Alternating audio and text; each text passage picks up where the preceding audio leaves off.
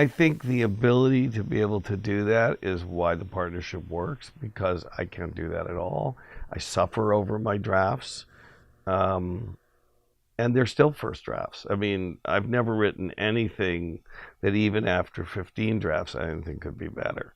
So, What Peter has taught me to do is to move on, Oh, and but that's really so great. now And I've finally, taught him to be more careful. No, I'm just so kidding. finally, in answer to your question, Yeah, I um, knew we'd get there eventually.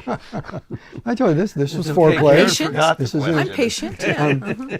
Is yeah, if you gave us a premise, we would eagerly take a shot at it, knowing that where we started would not be the place where it ended.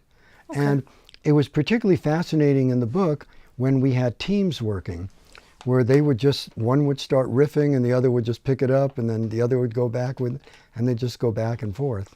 Right. Or they would change the sex. They'd say, we don't know anything about mothers and daughters, but fathers Right. and sons we know a lot about, so let's make it a father and son. Or in one case, my favorite interview, the grandparents are just lightly mentioned in the premise, Right. and Lou Schneider made it a story more about the grandparents and the mother than the daughter. The daughter kind of got lost in it.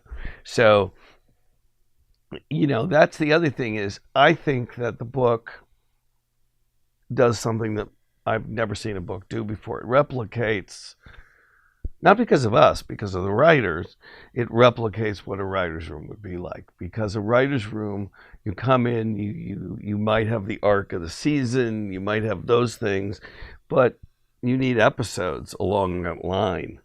And they'll pitch an idea and somebody go, that's not going to work, or we did that 3 years ago, or blah, blah, blah, whatever it is. But ideas come in the room, and as Peter said, they are not the same at the end as when they start. Now I'm going to take us back to your question. Sure. When Jeffrey and I were starting, we took a slightly academic view one day and said, what's your prediction about the approach they're going to take? Are they going to go more for story, or are they going to go more for character? And we found out the answer is neither. They went for conflict. And so if you were to give us a premise to develop, the very first step we would take is, okay, whatever the premise is, where do we get conflict out of it? Okay. If there are two characters involved, how can we make them butt heads to do something? Because everything would come out of that.